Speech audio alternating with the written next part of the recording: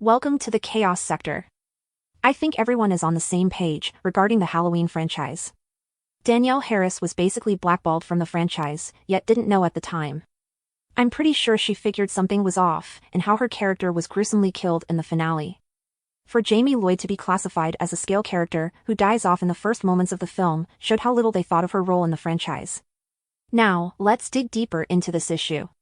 After the 1989 film, Akkad decided to take a year off to assess the differences between the previous two films and to see if he couldn't figure out what had drawn the fans to Halloween 4 but turned them off to Halloween 5. He was therefore in a receptive mood when one of those fans who happened also to be a novice screenwriter, a kid by the name of Daniel Farrens, showed up to a pitch meeting in 1990. Farrens had pitched with what amounted to a television-style series, derived from his own exhaustive analysis of the Halloween franchise to date. It had biographies for all the major characters, a genealogical tree for the Myers-Strode family connection, and an explanation to the pagan Celtic festival of Samhain. And the Norse rune thorn, which was visibly introduced in the previous film of Halloween 5. Farrens was hoping to forge something coherent into the sequel, essentially producing a script for the film of his knowledge of the franchise and its storyline. Akkad loved the idea, and they talked about production for the film. But there was a problem, a major one. At the root of the problem was the sheer number of parties that had owned a piece of Halloween by 1990. Options expired, contracts came into question, lawyers were mobilized, and by the time the dust settled, it was 1994, and the Halloween sequel rights belonged to a Miramax subsidiary, called Dimension Films. To put it mildly, the Dimension bosses and Mustafa Akkad did not see eye to eye. Rather than build upon any of the work Farrens had done 4 years earlier, the studio commissioned a completely different script from another producer. Akkad was not impressed by this script apparently, and it did not make the cut. At this point, there were no directors and producers for the film, but obviously money had been invested in the project, and a deadline of course was looming. With several directors and producers being shot down with subpar ideas, including John Carpenter's wacky, Michael Myers in Space idea, Dimension relented, and let Akkad bring back Daniel Farrens. However, nobody was actually satisfied with the state of the screenplay, as Farrens' script went through several different drafts of a 4-month timeframe. Let me address John Carpenter for a moment. Carpenter was called to produce the film, and apparently he pitched his Halloween version of Jason X with Myers in a space station. What the hell? This couldn't be a serious pitch by Carpenter, rather, a mockery of the franchise, as he had already decided to depart from the previous timeline. We know this was a condescending approach to the film, because Carpenter could have easily, respectfully declined the offer. Yet, he went out of his way to meet with Akkad, along with other producers called, to publicly humiliate Akkad with such a joke. Yes, C. Carpenter held a grudge against Akkad, as he felt he didn't get paid what he felt he deserved for the success of the original film. And that grudge carried on for years, and even decades. It clearly showed that Carpenter was still pissed off. Now I don't know the specifics of what Carpenter's value was for the original film, but apparently Deborah Hill never complained, and she was also vital, being the producer. It's quite odd, now that I think about it, don't you think?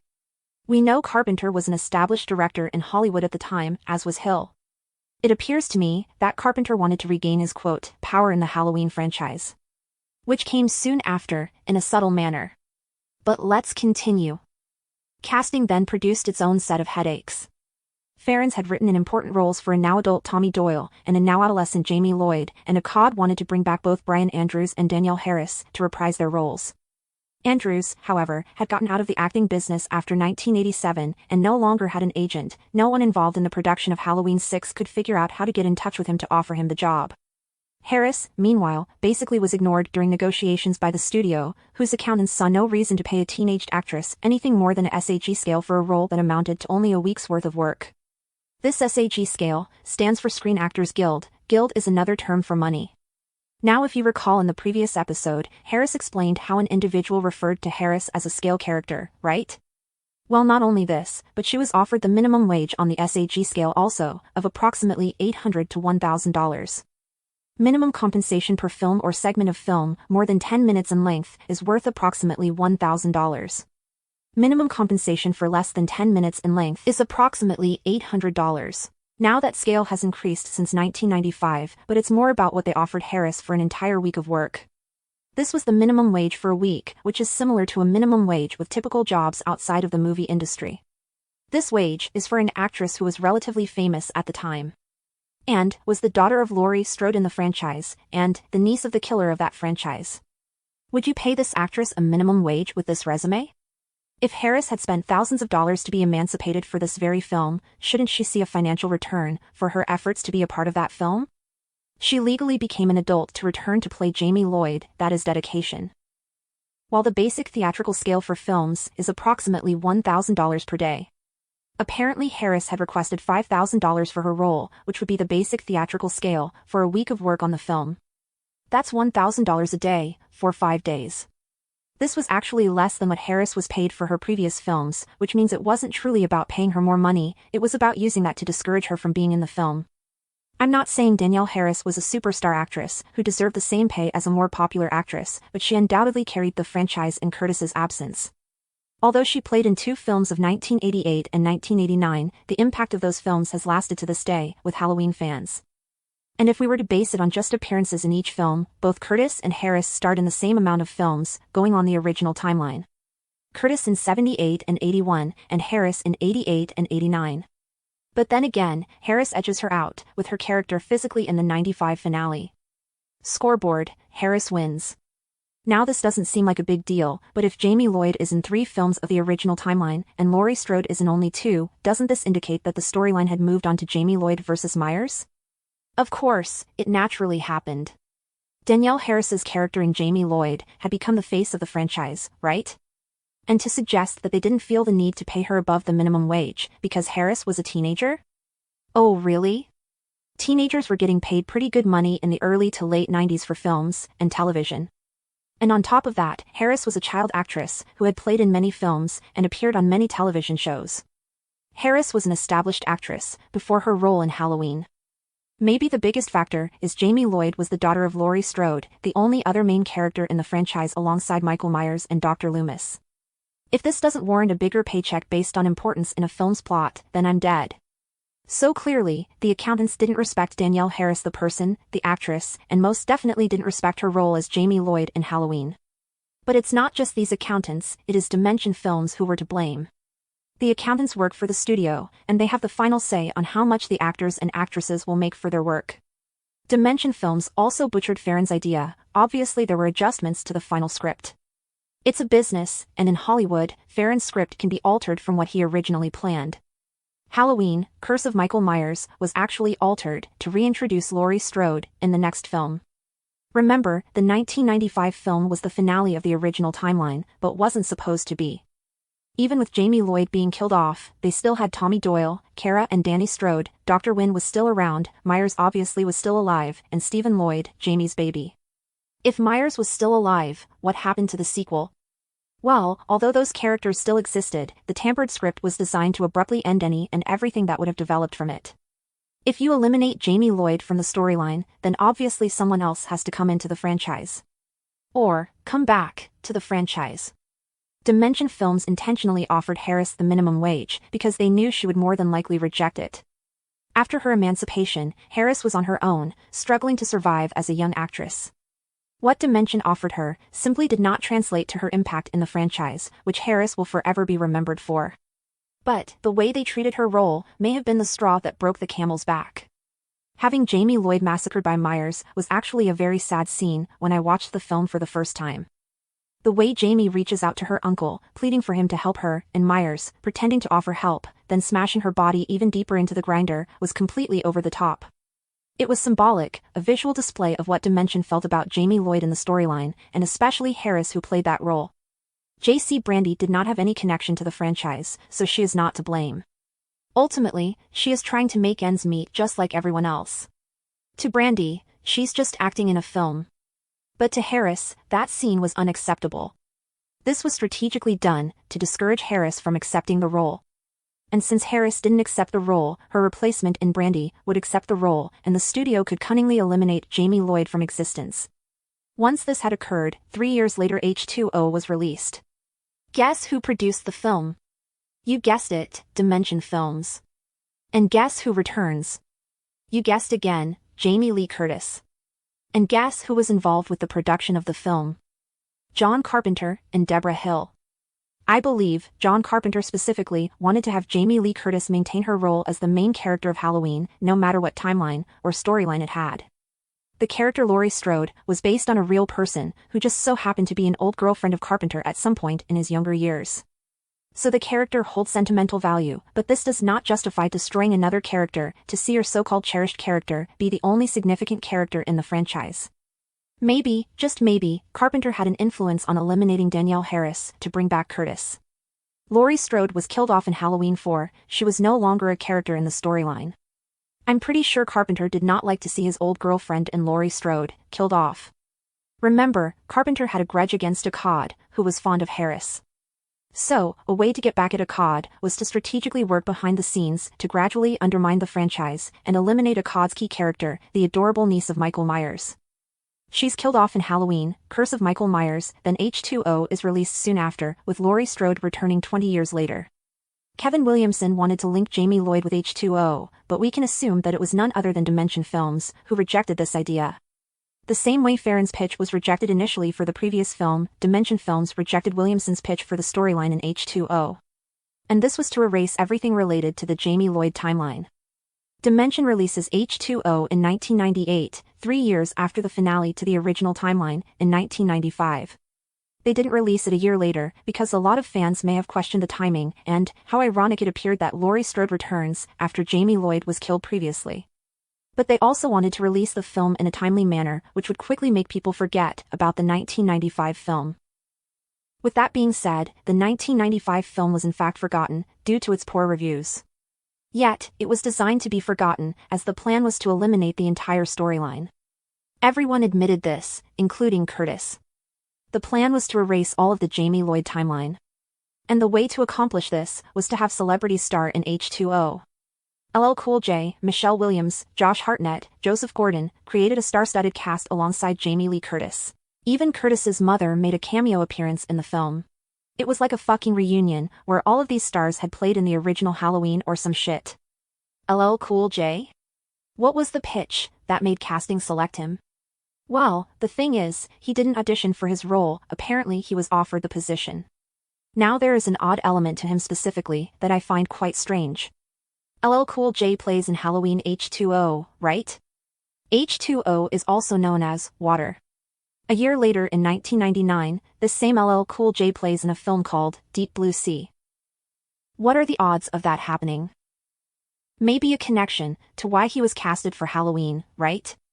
And all of this nonsense, packing the film with all of these celebrities, was a strategic way to erase everything that came before it.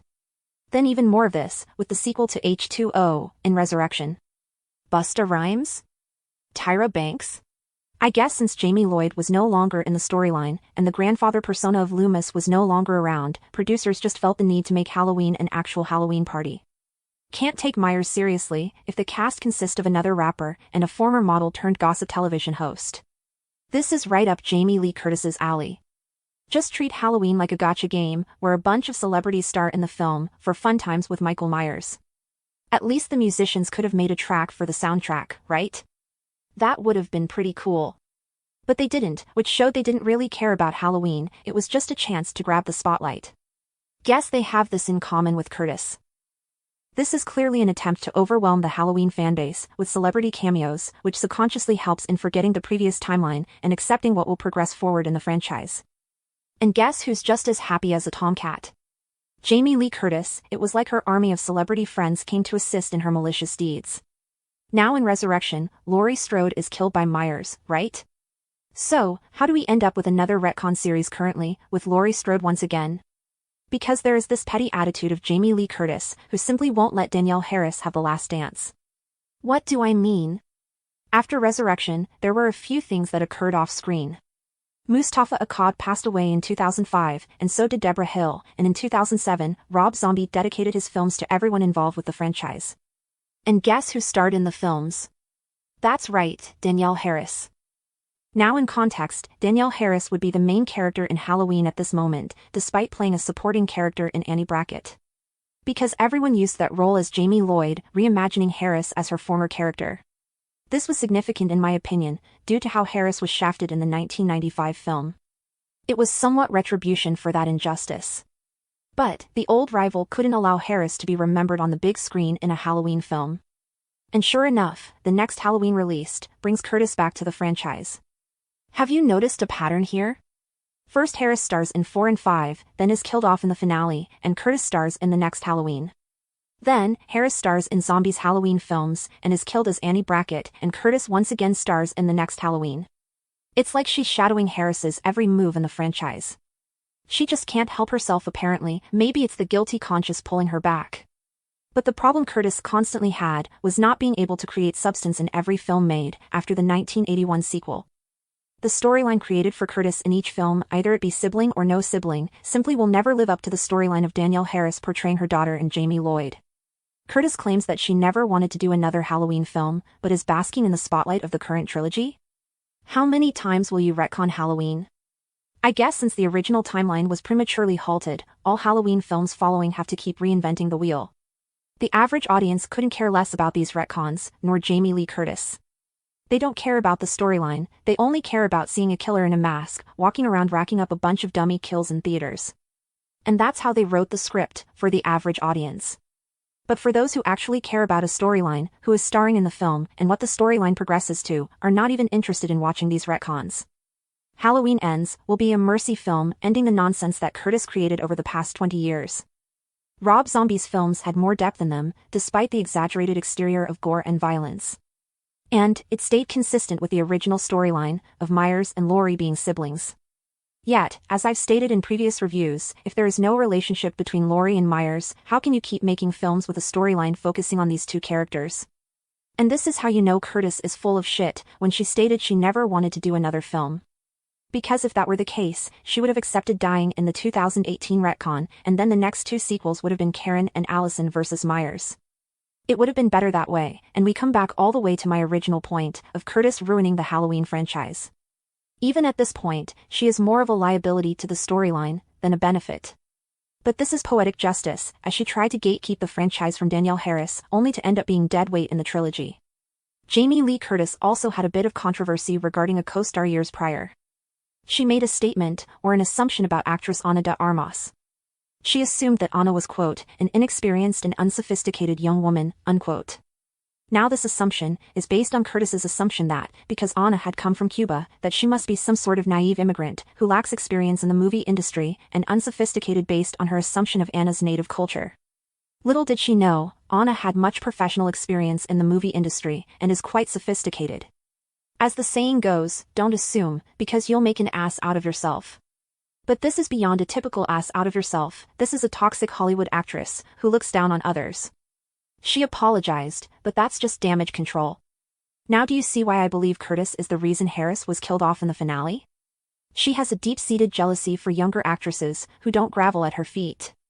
If you don't praise Curtis for the role that made her who she is today, she treats you like a piece of shit. And that piece of shit treatment is exactly what happened to Danielle Harris's character in Jamie Lloyd. Curtis never mentions Harris publicly, but I'm pretty sure she talks behind her back whenever the topic of Halloween comes about. I could see it now, quote, you know that Harris gal was always naive and unsophisticated. And she was annoying as a child actress, that's why I didn't want to return to Halloween. I couldn't stand her when she was a little brat, and I can't stand her now. Unquote. Yep, that's something Curtis would say, and I'm sure she has had those conversations with her elite circle of friends. One of the reasons fans related to Danielle Harris, even to this day, is her genuine personality. She doesn't forget her journey to success, as it took courage to head out into the world and leave her mother to pursue a goal.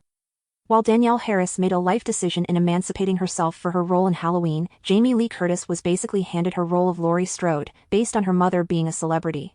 Although Jamie Lee Curtis gets the main stage in the franchise, Danielle Harris is truly the darling of Halloween. Curtis knows this, she is aware of Harris's fanbase. That was perhaps the most important component that drove Curtis's envy. We watched Harris from a child play in many cool films. Halloween was her most prominent role, but Harris starred in many television shows, such as Charmed, Roseanne, and guest appearances on Boy Meets World. She has always stood out, due to her natural talent. Despite being blackballed in Halloween, Harris has continued to work in the horror genre. Although her films do not get major recognition, fans appreciate her dedication more than anything else. A testament to perseverance. While Curtis is clinging to the Halloween franchise for dear life, she is the center of attention, yet is invisible at the same damn time. Halloween Ends will kill Curtis off, this will be a total of 3 deaths in all Halloween films. First, she was killed off in the Halloween 4 storyline, then she was killed off in the Halloween Resurrection storyline, and now she will be killed off in the Halloween Ends storyline. She keeps coming back, to be killed off. Seems it's poetic justice, right? As the saying goes, a coward dies 1,000 deaths. This is the Chaos Sector, Film Reviews. No.